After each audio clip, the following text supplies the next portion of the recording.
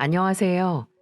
저는 칠순을 바라보며 장어 맛집을 운영하고 있는 평범한 여자입니다. 남편과 함께 식당을 운영한 지도 벌써 20년이 훌쩍 넘어가네요.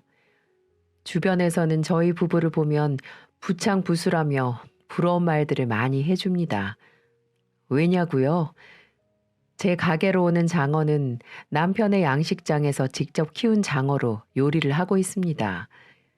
그렇다 보니 사람들은 말년에도 부부간의 일을 도와가며 지내는 모습이 참 부럽다며 한마디씩 해주곤 했습니다. 긴 세월같이 지지고 볶으며 살다 보니 이제야 손발 좀 맞아서 잘 살고 있는 것 같아요. 처음부터 잘 맞는 부부가 하늘 아래 어디 있겠어요. 저희 부부도 신혼 초에는 참 많이도 싸웠답니다. 하지만 이제는 남편이 배만 잡아도 저 사람이 배가 아픈 건지 화장실이 가고 싶은 건지 눈치껏 알게 되더군요. 그래서인지 감사하게도 저희 장어집은 시골 한적한 곳에 있는데도 장사가 무척이나 잘 되고 있어요. 점심시간이 되면 번호표를 나눠주며 줄 서서 먹는 동네 맛집이 된 거죠. 지금은 아들도 남편이 일하던 장어 양식장에서 같이 일하고 있는데 바쁜 와중에 큰 힘이 되고 있습니다. 잘 살고 있는데 왜 사연을 보냈나 궁금하시지 않나요? 식당의 진상 손님 이야기라도 하려나 싶겠지만 전 하나뿐인 아들과 겪은 인생 풍파에 대해 이야기해 보려고 합니다. 내 손에 묻은 때 중에 자식 때는 못 벗긴다더니 이제는 아들 다 키운 줄 알고 한숨 돌리려는 찰나에 예상 못한 일이 벌어졌습니다. 제 아들은 의젓하고 부모 속 썩인 적 없는 착한 아들이었어요. 그래서인지 굳이 신경 쓰면서 잔소리를 안 해도 알아서 서울로 취업도 하고 스스로 모든 일을 척척 해냈습니다. 서울에서 대학 졸업하고 큰 회사에 취업한 아들은 승진도 하며 제법 잘 살고 있었어요. 그날은 같이 일하던 사람들 모두 모여서 식당에서 시원하게 한잔하며 자축을 하기도 했었습니다. 같이 일하는 직원들도 듬직한 아들 둬서 좋겠다는 소리를 들으니 자식 둔 부모로 이만큼 듣기 좋은 소리가 또 어디 있을까요? 하지만 이보다 더 잊지 못할 순간이 있습니다. 바로 결혼할 여자라면서 처음으로 여자를 데려왔을 때였어요. 처음이라고 하는 걸 보니 며느리 2번 받구나 예상이 가시겠네요. 맞습니다. 애석하게도 제 아들은 첫 번째 결혼에 실패했어요. 나이를 먹어도 사람 보는 눈은 여전히 까막눈이 따로 없었네요. 처음으로 여자친구라며 인사를 왔는데 어찌나 참하게 생겼던지 천상 여자 같은 모습이었습니다. 게다가 우리 아들이 어찌나 좋아하는지 칭찬을 입이 마르도록 하는 게 아니겠어요? 저희야 아들 좋다는데 반대할 이유가 있었겠습니까? 둘이 회사는 달랐어도 여자도 꽤 좋은 회사에 다니고 있었고 딱 맞게 만났구나 싶었어요. 예비 사돈들도 제 아들이 마음에 쏙 들었는지 상견례 이후 결혼 준비는 순조롭기만 했습니다. 제 짝은 만나서 자리를 잡아가듯 두 사람은 서울에 신혼집도 마련하며 행복하게 잘 살 거라고 생각했어요. 세상 어느 부모가 자식 장가 보내면서 이혼할 수도 있다고 생각하면서 보내겠습니까? 저도 제 아들이 이혼할 줄은 꿈에도 몰랐네요. 한 1년은 명절에도 오가며 잘 지냈고 저희도 그런 줄로만 알았던 겁니다. 하지만 며느리의 또 다른 얼굴을 보던 날을 잊을 수가 없어요. 불행인지 다행인지 전 그날 병원에 건강검진이 예약되어 있어서 서울의 아들 집에 잠시 머무르고 있었죠. 그날은 아들도 엄마랑 같이 병원에 가겠다며 회사에 휴가를 내고 저와 같이 있었어요. 울어야 할지 웃어야 할지 타이밍도 기가 막히지 않나요? 아들네 집에 오랜만에 가는데 빈손으로 갈 수 없어서 반찬도 준비해서 갔었습니다. 그만큼 오랜만에 봐서 즐거웠는데 불청객이 올 줄은 몰랐어요. 그러고 보니 불청객도 아니죠. 깔끔하게 이혼할 수 있게 도와줘서 고마운 은인을 만났던 겁니다. 다가올 상황을 모르고 가져온 반찬을 정리하고 거실에 앉아 있는데 베란다에 등산용품이 보이더군요. 아들은 산을 안 좋아해서 며느리가 산도 다니나 하고 물어봤죠. 큰애는 산에도 다니니? 회사 다니면서 부지런하기도 하네. 아, 주말에 회사 사람들이랑 등산 모임 다녀. 평일에는 바빠서 운동할 시간도 없으니까 그렇게라도 다니라고 했어. 그때 젊은 사람이 산을 가는 게 의아했는데 제 의문은 금방 풀렸어요. 누군가 초인종을 누르길래 인터폰을 보니까 아들은 모르는 얼굴이었습니다. 그래서 아들이 누구냐고 물으니 낯선 여자는 황당한 소리를 하는 게 아니겠어요? 이 집이 내 남편이랑 놀아난 상간년이 있다길래 왔어요. 이런 소리를 갑자기 들으면 어떤 기분일 것 같으세요? 앞뒤 상황을 모르니 저 미친 여자가 남의 집에서 왜 저러나 했습니다. 아들도 아무것도 몰랐던 상황이라 무슨 소리를 하는 건가 싶어 확인해 보겠다며 현관문을 열었어요. 문을 열자 인터폰으로 보던 여자가 비웃으며 서 있었습니다. 빚쟁이가 돈이라도 받으러 온 것처럼 당당하게 거실까지 들어온 여자는 거실에 앉더니 남편이냐며 묻더군요. 아들은 뭐 하는 분이냐고 물었는데 그 여자는 당당하게 말했습니다. 나 그쪽 와이프가 다니고 있는 같은 팀장 부인이에요. 아무것도 몰랐나 봐요. 하긴 나도 뒤를 밟다 보니 어떤 년이 그렇게 내 남편 차에 머리카락을 흘리나 이제 알았네.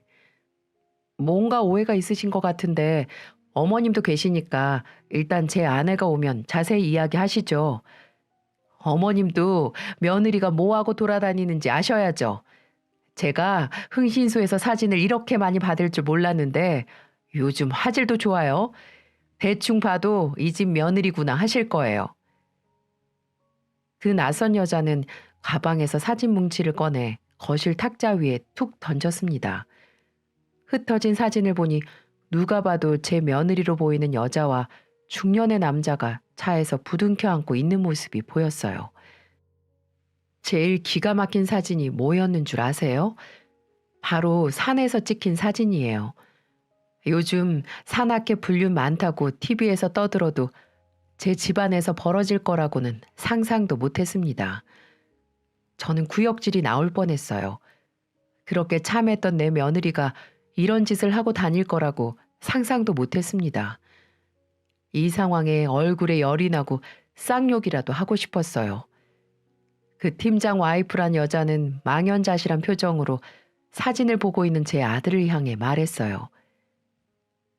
나 이 집안 사람들이랑 맞짱 뜨자고 온 거 아니에요. 둘이 출퇴근도 같이 하고 주말엔 산으로도 다니면서 놀아나는데 이걸 왜 눈 감아주고 살아요? 그래도 이 집은 애라도 없지. 나는 하루아침에 애까지 안고 이혼 도장 찍게 생겼어요. 아들은 그 많은 사진을 한 장씩 들춰보며 온몸을 부들부들 떨고 있었어요. 사진을 넘길수록 얼굴은 벌겋게 달아올랐고 옆에 있는 저도 분노가 치솟고 있었습니다. 호랑이도 제 말하면 온다더니 호랑이 굴에 오는 줄도 모르고 인사까지 하며 며느리년이 들어왔어요. 들어오다 말고 팀장 와이프라는 사람을 보더니 표정이 싹 굳는 겁니다. 마치 저승사자라도 본 듯 얼굴이 사색이 된 채 서 있는데 아들은 들고 있던 사진을 그년한테 뿌리고 싸대기를 날렸어요. 아들은 뺨을 부여잡고 바닥에 주저앉은 년에게 말했습니다. 너 입이 있으면 어디 변명이라도 해봐. 언제부터 붙어먹은 건지 저 사진들 하나하나 언제 찍힌 건지 말하라고.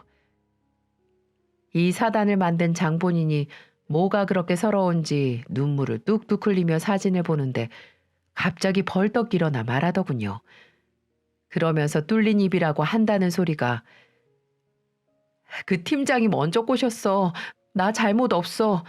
꼬시는데 안 넘어갈 년이 세상에 몇이나 있겠어? 그냥 잠깐이야. 잠깐 흔들린 거라고. 그러면서 아들을 붙잡고 매달리는 겁니다. 아들은 벌레 떨구듯 떨어뜨리면서 말했어요. 이거 안 나? 그게 지금 변명이야? 당장 내 집에서 나가! 너랑 같은 공간에서 숨 쉬기도 싫어. 한 번만 봐줘. 내가 미쳤었나 봐. 힘들어서 그랬어. 회사 일이 너무 힘들어서. 자꾸만 울며 매달리는데 저는 그때 억누르던 화를 참지 못하고 피가 거꾸로 솟는 것 같았어요. 그래서 전 그년을 아들한테 떼내며 말했습니다. 손뼉도 마주쳐야 소리가 나지. 좋아 죽을 땐 언제고 이제 와서 봐달래? 나를 농락해도 유분수지. 그게 할 소리야? 바람 피는 것들은 다 이렇게 뻔뻔한가요? 힘들어서 바람 날 것 같으면 이 세상에 바람 안 필 사람 어디 있겠습니까? 이 난리를 지켜보던 그 팀장 와이프는 내일 회사 가면 얼굴 못 들고 다니게 할 거라고 말하며 집을 나갔습니다. 그리고 아들은 매달리며 애원하는 그년을 현관 밖으로 내쫓고 그놈의 등산 장비를 던져주며 문을 이중으로 걸어 잠갔습니다. 현관문을 두드리며 잘못했다는 소리가 역겨울 지경이었는데 아들이 내일 당장 이혼하겠다고 말하더군요. 그래서 저런 거 한 번 봐주면 두 번도 바람 필년이라며 그렇게 하라고 했고 아들의 결혼 생활은 그렇게 끝이 났습니다. 그 후로는 어땠는 줄 아세요? 그 년놈들은 회사에 소문이 났는지 같은 팀 상사는 이혼당하고 지방으로 좌천됐고 상간녀는 삼척 고향으로 내려갔다고 하더군요. 그 물건 받아줄 곳은 고향밖에 더 있겠나 싶었습니다. 정말 제 딸이었으면 내가 저런 걸 자식이라고 낳고 미역국을 먹었나 싶어서 구역질을 했을 것 같네요. 그때 이후로 아들은 일에만 집중하며 바쁘게 사는 듯 했습니다. 그래도 혹시나 부모가 걱정할까 전화도 자주 해주고 한 달에 한 번씩은 꼭 고향도 와줬어요. 요즘 뭐 이혼이 대수도 아니고 참고 사는 게 바보잖아요. 저희는 벌레 하나 떼어냈다 생각하고 각자 자리에서 잘 지내고 있었습니다. 그래도 이혼하고 3년이 지났는데 얘가 장가갈 생각을 아예 접었나 싶게 일만 하는 게 조금 걱정되긴 하더라고요. 배우자가 불륜으로 이혼을 했으니까 누군가를 만나는 게 힘들 수도 있겠다 싶었습니다. 그런데 어느 날 아들이 소개시켜 줄 사람이 있다며 주말에 가게로 오겠다는 거예요. 전 괜히 너무 빠른 거 아닌가 싶기도 했고 그래도 한번 겪어본 게 있으니 잘 골랐겠지 생각하려고 노력했습니다. 이런저런 복잡한 마음으로 주말이 왔고 남편은 제게 괜한 소리 말고 일단 지켜보자며 말했어요. 역시나 아들은 결혼하고 싶은 사람이라며 소개했고 제 속도 모르고 아들이 데려온 며느리가 웃으며 저에게 말하더군요. 안녕하세요, 어머님. 저는 최수진이라고 합니다. 그래요, 반가워요. 우선 이쪽으로 앉아요. 생글생글 웃으며 말하는 모습이 참하고 좋아 보였어요.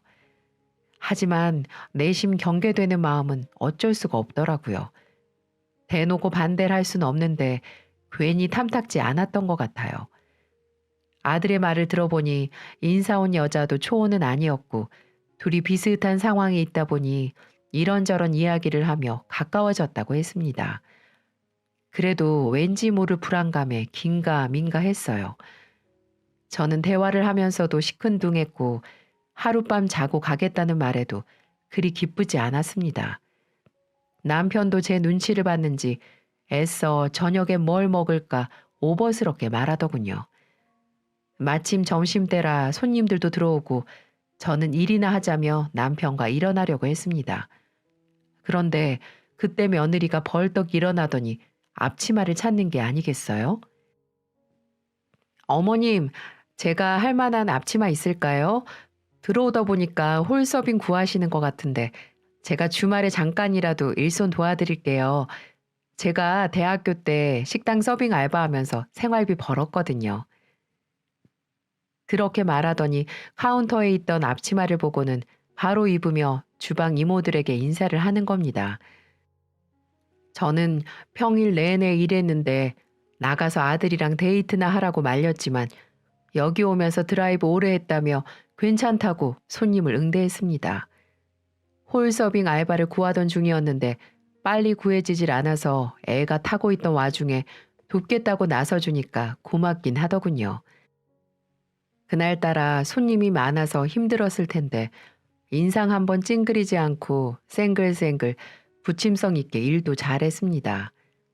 아들이랑도 어찌나 죽이 척척 맞던지 주방 이모들도 테이블에 메뉴 나가는 것도 실수도 없이 잘 나갔다며 칭찬할 정도였거든요. 저는 한창 바빴던 시간이 지나 한숨 돌리며 말했습니다. 많이 바빴죠? 오자마자 일을 시켜서 어떡하나. 아니에요, 어머님. 오빠랑 같이 하니까 하나도 안 힘들고 편했어요. 어머님이 힘드실 것 같아요. 주방에서 음식 만들기 바쁘셨죠? 나야 뭐 맨날 하는 일이라 괜찮아요. 내가 장어구이 해줄 테니까 앉아서 기다려요. 유독 바빴던 날이었는데 피곤한 내색 하나 없이 도와줘서 고마워. 저녁이라도 해줘야겠다 싶었어요.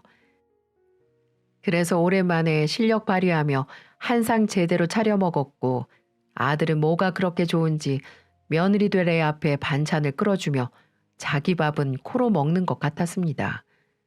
그 모습을 본 남편이 말했어요. 우리 아들은 눈이 옆으로 가 있어서 밥은 코로 먹겠어. 남편의 그 말에 모두가 웃었고 호탕하게 웃는 아들을 보니 지난 상처도 다 잊은 듯 했습니다. 사람은 사람으로 있는다고 하잖아요. 부모한테 말은 안 해도 속이 많이 아팠을 텐데 다시 예전처럼 웃고 떠드는 아들을 보니 내심 좋기도 했습니다. 저는 슬슬 일어나라고 말하며 며느리에게 말했어요. 이따 저녁에는 나가서 둘이 데이트해요. 주말인데 쉬지도 못하고 내 마음이 안 좋아서 그래요. 어머님이 말 편하게 해주시면 내일은 안 올게요. 그리고 오늘 날씨가 좋아서 저녁 장사도 엄청 잘 될 것 같은데 제가 오늘만 제대로 도울게요. 가만 생각해보니 저도 모르게 말을 편하게 하지 못했던 것 같아요. 이혼은 아들이 했지만 저도 며느리에게 정 줬다가 당한 게 있으니 마음이 좀처럼 잘 안 열렸던 거죠. 내심 미안한데 하도 고집을 부려서 그냥 편할 대로 하라고 했습니다. 그래서 그날 저녁에 아들은 남편 일을 도우러 양식장으로 가고 며느리는 저를 도우려고 따라 나왔습니다. 정말 저녁에도 손님은 많았어요.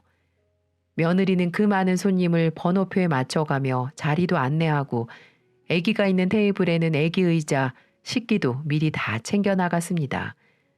원래 있던 홀 이모도 같이 일하기 너무 편했다고 칭찬 일색이었어요. 그런데 저녁이 되니까 가족 단위가 많았고 애들까지 있어서 정신을 쏙 빼놓고 있었습니다. 며느리는 뛰는 아이들 잘 신경 써달라며 부모에게 말했는데 술을 몇 잔 마셨는지 말이 잘 안 통하는 것 같았어요. 그러다 결국 사고가 터졌고 홀 이모랑 부딪히는 바람에 아이가 바닥에 넘어져서 대성통곡을 하고 있던 겁니다. 전 놀라서 홀로 나가봤는데 애는 울고 있고 이모 팔은 뜨거운 국을 쏟았는지 팔이 빨갛게 부어 있었어요.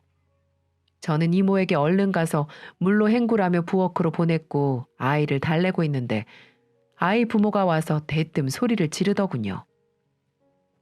아줌마, 우리 애 넘어진 거 안 보여요? 저 사람을 저렇게 보내버리면 어떡합니까? 손님, 진정하시고요. 제가 봤는데 아이가 뛰어가다가 이모님이랑 부딪힌 거예요. 따지고 보면 아이 잘못이고요. 저는 상황 파악을 못해서 어안이 벙벙해졌는데 상황을 지켜보던 며느리가 차분하게 대답하더군요. 그러자 아이 부모는 더 노발대발하며 말했습니다. 지금 우리 애가 잘못했다는 거야? 손님한테 이러는 식당이 어딨어? 에이, 밥맛 떨어져. 나 바깥 계산 못해. 내가 우리 애 치료비 안 묻는 걸 다행으로 알아. 그렇게 말하더니 애만 쏙 데리고 나가려는 게 아니겠어요? 저는 황당해서 애들 부모를 막아서는데 며느리가 그 집 부모를 보며 말했습니다. 식사는 다 하셨으니까 밥값은 당연히 내셔야 되고요. 애가 잘못돼서 저희 이모님 팔 화상 입게 생겼으니까 치료비도 주셔야 계산이 맞는 거죠. 여기 CCTV 다 있으니까 발뺌해도 소용없어요. 야, 네가 사장이야? 네가 뭐라고 나서? 술을 먹은 것 같은 아이 아빠가 목소리가 점점 커지자 싸움이 날 것 같아서 제가 나섰어요. 제가 사장입니다. 여기는 내 며느리고요. 그리고 CCTV 돌려서 우리 직원 병원비 제대로 청구할 테니까 밥값부터 내고 나가세요. 애가 보는데 창피당하기 싫으면 밥값부터 제대로 내고 나가세요. 제 말을 들은 부모는 주변에서 수군거리는 소리와 애가 있다는 걸 감지했는지 헛기침을 하며 계산을 했습니다. 그날 똑부러지게 챙길 건 챙기는 며느리의 모습을 보며 최소한 상도덕은 있는 사람이겠구나 생각했어요. 그래서 저도 모르게 며느리라고 말했던 겁니다. 이 사건 이후로 며느리와 한결 가까워졌어요. 어찌나 살갑게 구는지 말 안 해도 전화도 먼저 하고 주말엔 꼭 내려와서 저희 부부랑 한바탕 수다를 하고 가곤 할 정도였죠.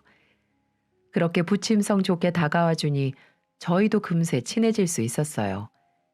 그러다 어느 날은 갑자기 두 사람이 정장을 차려입고 와서는 재혼을 하겠다며 인사를 하는 겁니다. 아들은 진지하게 말했어요. 엄마, 저 이 사람이랑 앞으로 같이 잘 살아보려고요. 진지하게 생각했던 일이고 어머님 속 썩히는 일 없게 할게요. 두 사람은 서로를 의지하며 이혼의 아픔을 극복했던 것 같았습니다. 게다가 저희가 지켜본 며느리는 흠잡을 곳이 없었어요. 두 번째다 보니 조심스러웠는데 같이 일하던 이모들도 어쩜 저렇게 야무지냐며 칭찬 일색이었죠. 그렇게 두 사람은 살림부터 합쳤고 둘 다 재혼이다 보니 양가 어른들만 모셔놓고 조촐하게 결혼식을 대신했습니다.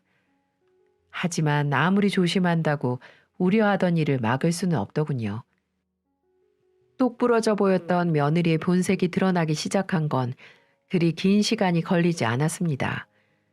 아들이 이전에 신혼집을 팔고 회사 근처의 작은 집에서 살고 있었는데 처음에는 그 집에서 둘이 시작하기로 했어요. 마침 며느리 회사도 거기서 멀지 않아서 딱이다 싶었습니다. 그런데 갑자기 며느리는 더 큰 집을 요구하더라고요. 이유가 뭐였다고 짐작이 가시나요? 갑자기 자기가 임신을 할지도 모르니까 집을 넓혀달라는 거였습니다. 선무당이 사람 잡는다고 어이가 없어서 말했어요. 아니, 살림 합친 지 얼마나 됐다고 또 이사를 가? 우선 회사 가까우니까 살다가 좋은 매물 있으면 알아봐야지. 애 낳고 알아보려고 하면 늦어요, 어머님. 형편에 맞게 살아야지. 아직 애가 들어선 것도 아니고 급하게 이사 가는 거 아니야. 집 문제는 애 생기면 그때 다시 얘기하자. 저는 며느리의 요구에 당황했지만 딱 잘라 말했습니다. 임신을 한 것도 아니고 아이가 생길지도 모르니 집을 넓혀야 한다는 게 이해가 안 갔어요. 지금 생각해 보니까 이 시점부터였습니다. 며느리 태도가 위선적이고 계산적으로 변한 시기가 말이죠. 이날 이후 입만 열면 돈 타령이었습니다.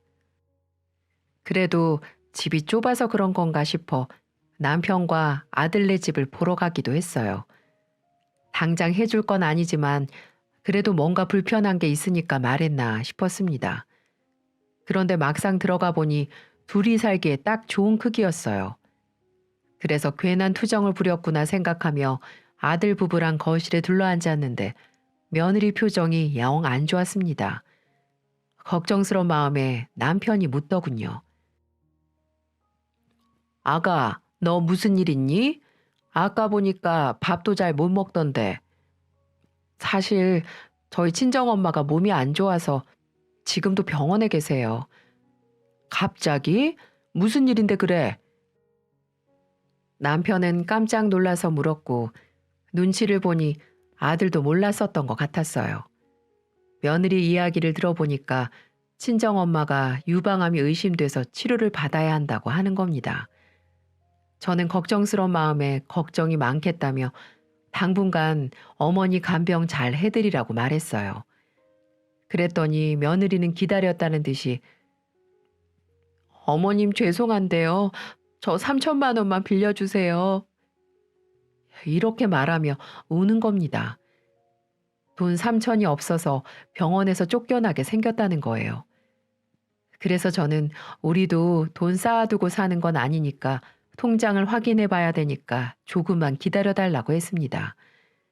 왠지 모를 찝찝한 마음과 무거운 마음으로 다시 고향으로 내려온 저희 부부는 다음 날 은행에 가서 적금을 확인해 보자고 했어요. 그런데 다음 날 아들에게서 다급한 전화가 왔습니다.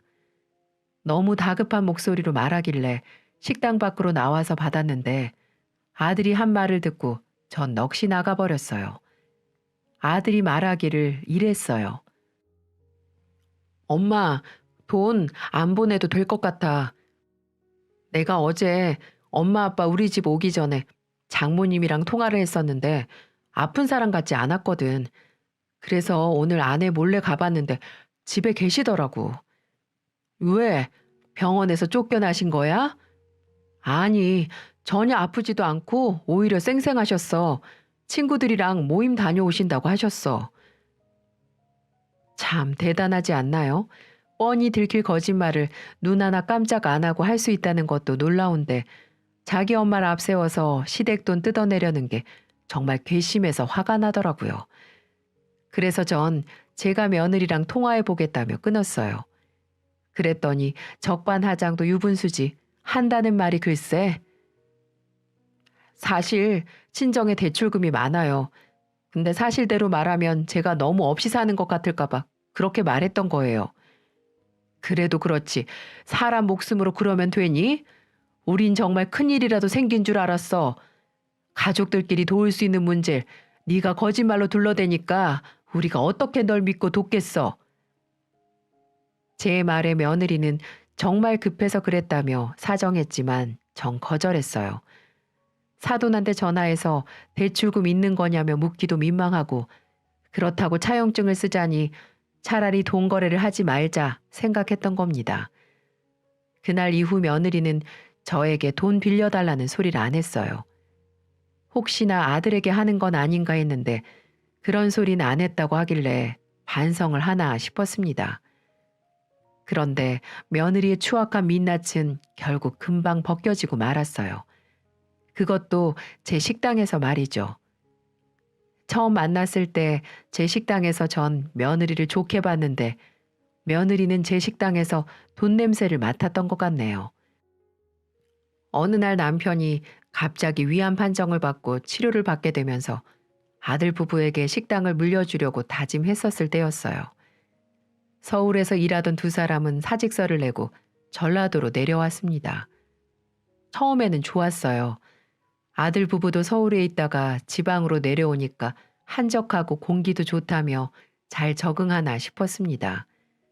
며느리도 처음엔 점심 장사 준비에 맞춰 일찍 나왔고 한 일주일 정도는 잘 배우더군요. 싹수도 노란 게 고작 일주일하고는 본색이 드러났습니다. 고작 일주일 만에 들킬 걸 왜 내려왔나 싶지 않으신가요? 처음에는 아프다며 전화만 하고 안 나오더니 그 다음부터는 아예 연락도 없더군요. 그래서 그날은 아들네 집으로 쫓아갔습니다.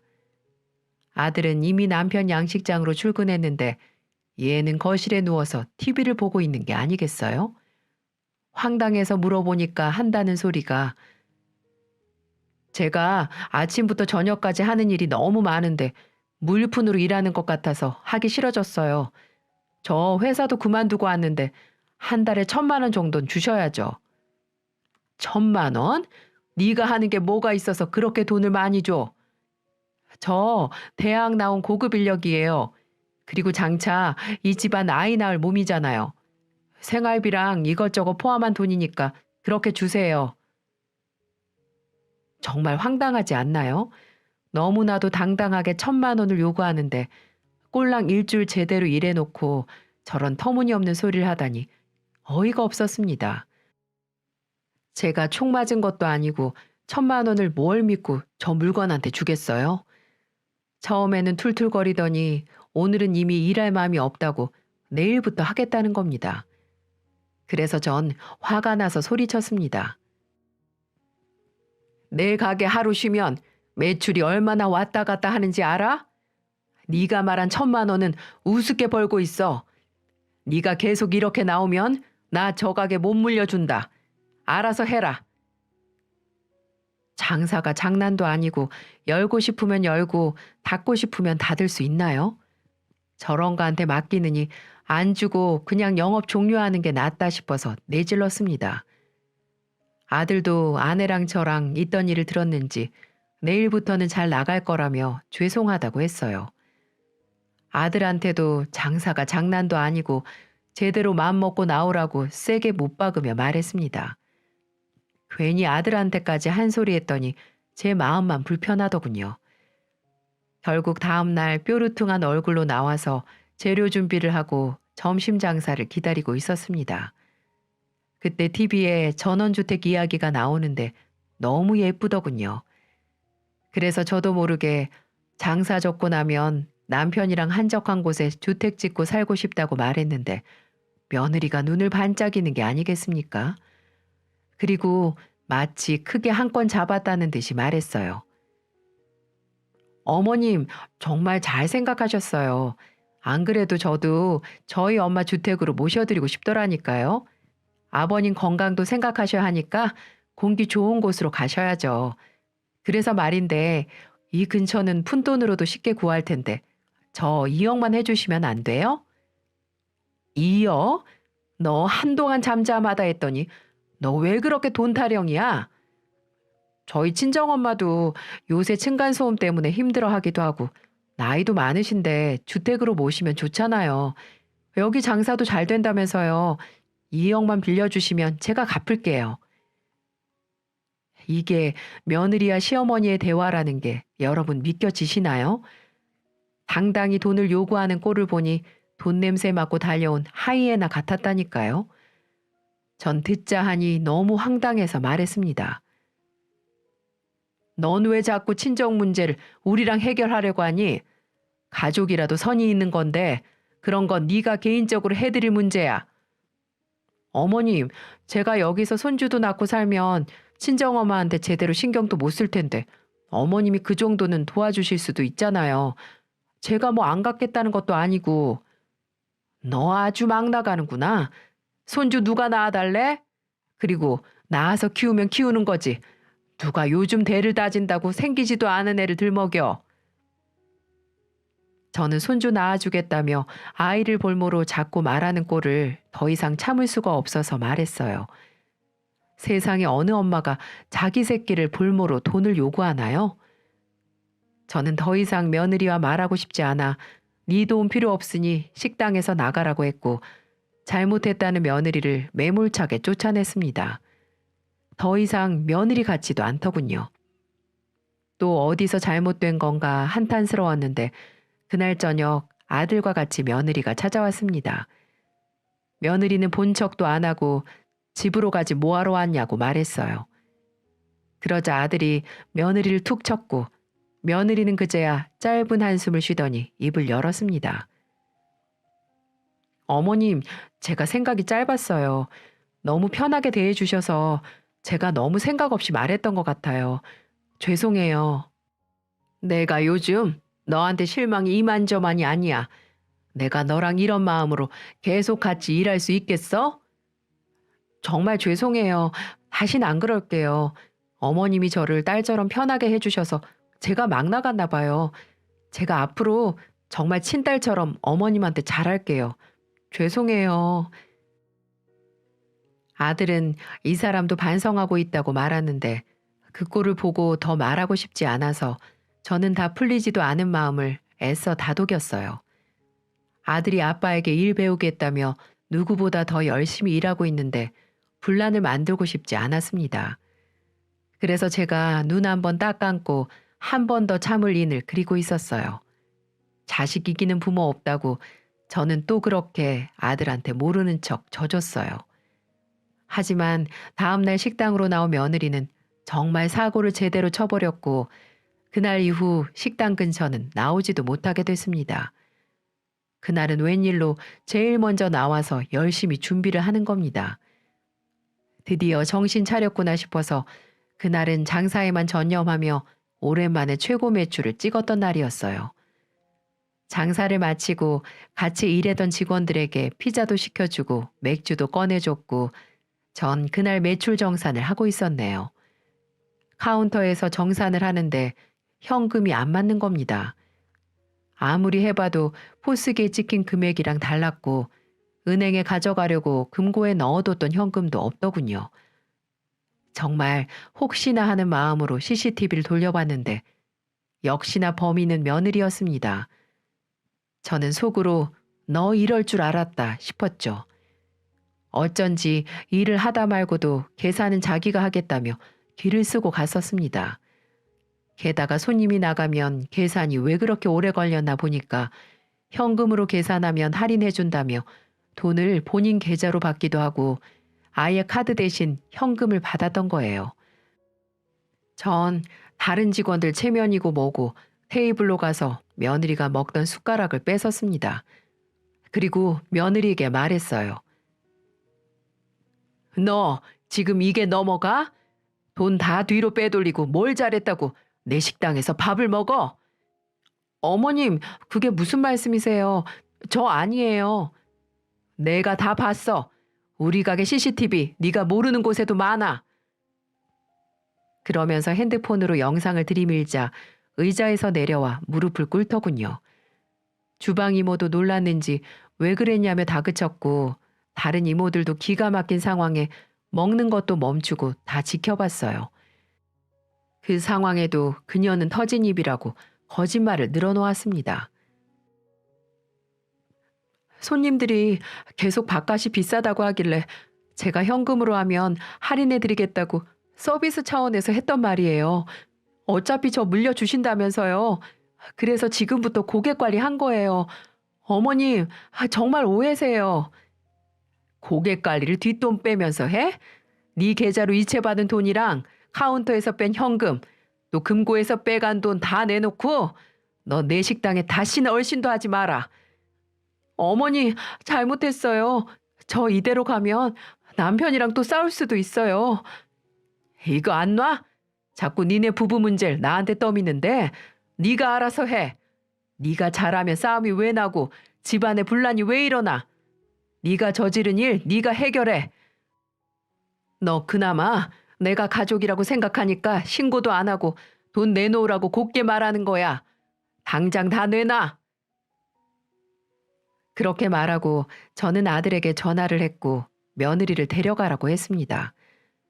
저는 이날 치료를 받으려고 서울로 잠시 갔던 남편에게 전화로 말했어요. 여보, 우리 식당 문 닫는 한이 있어도 지금은 물려주지 말아요. 내가 아주 며느리가 아니라 여우 새끼를 품고 있었어.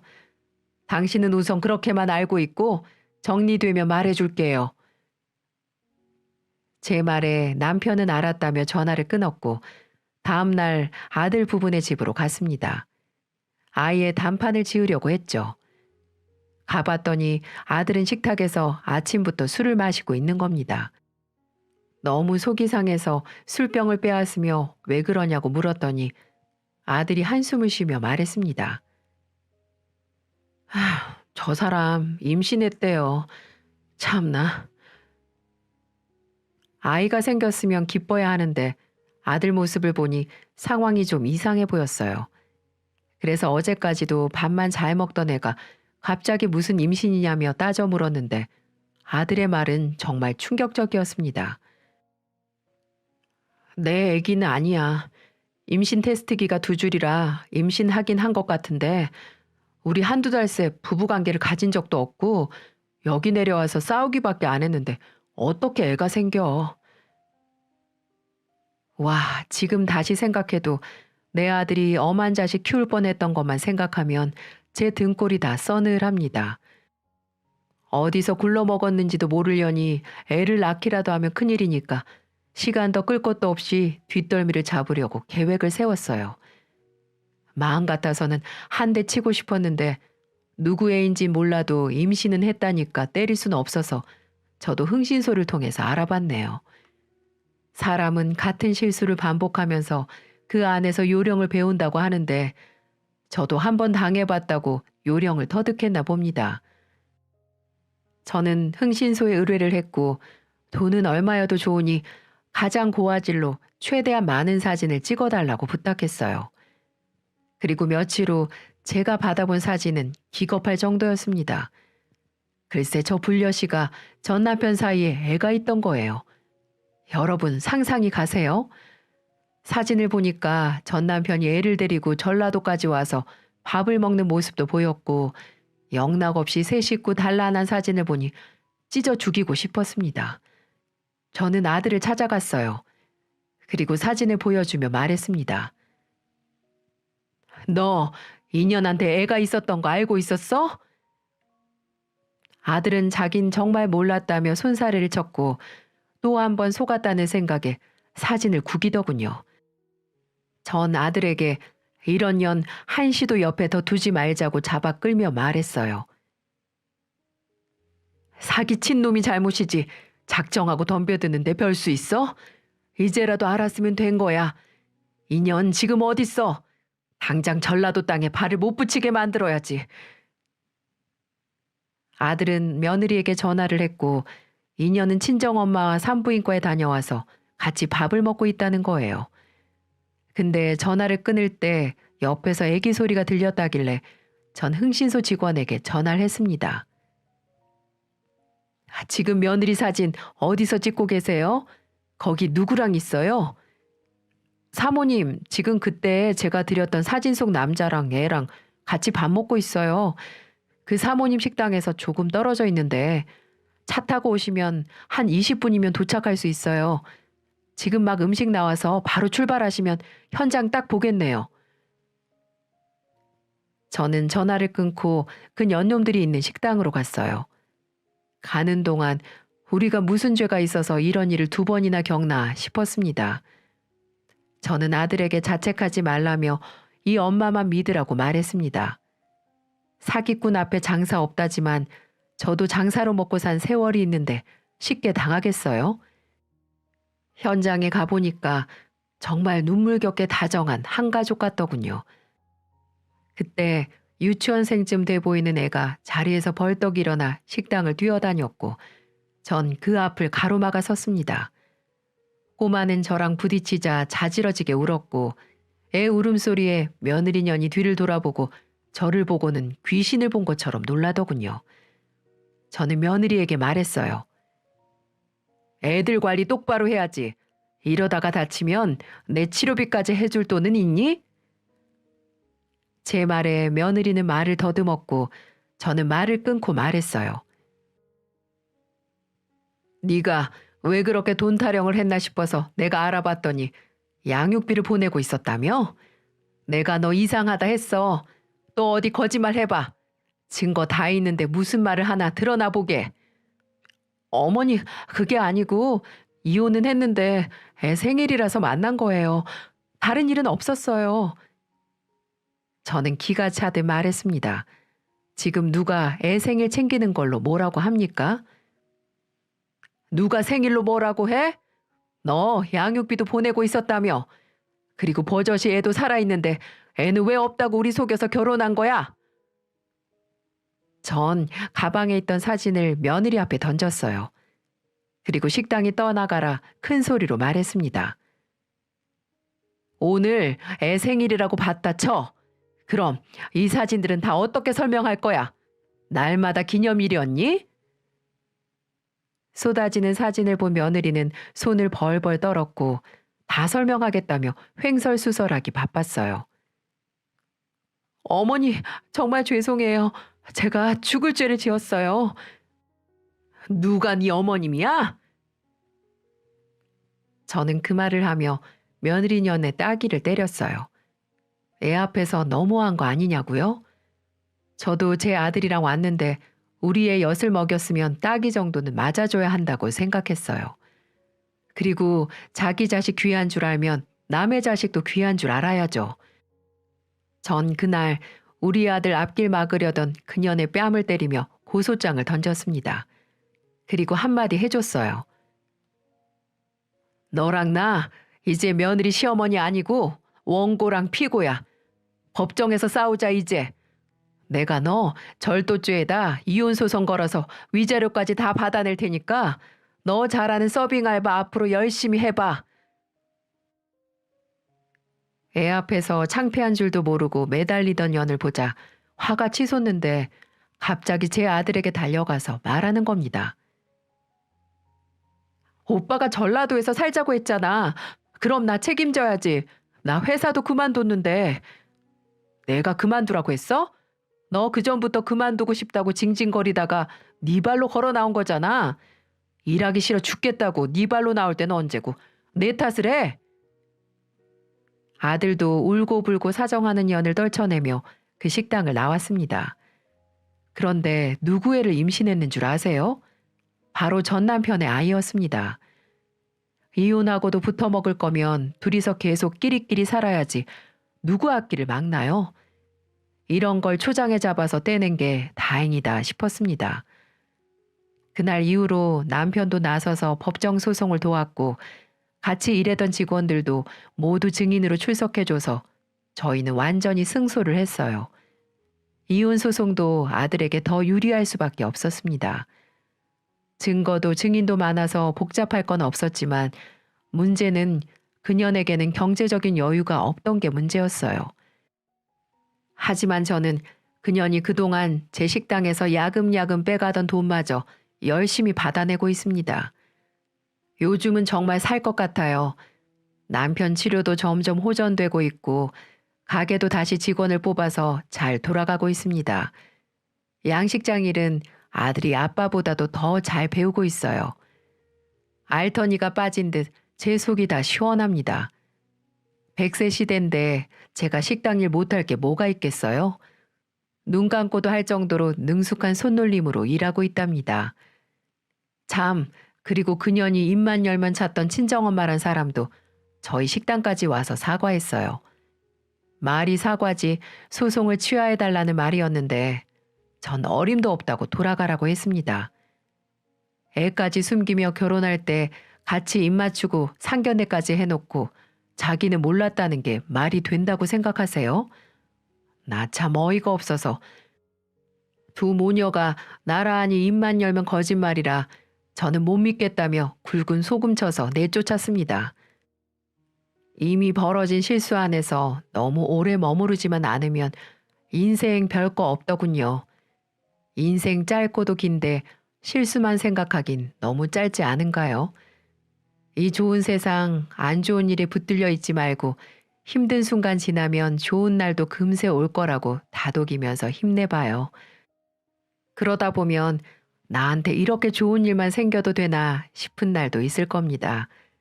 좀 살아보니까 세상 만사가 다 그렇더군요. 요즘 이혼 아무리 쉽다고 해도 쉽지 않은 결정인 건 여전할 겁니다.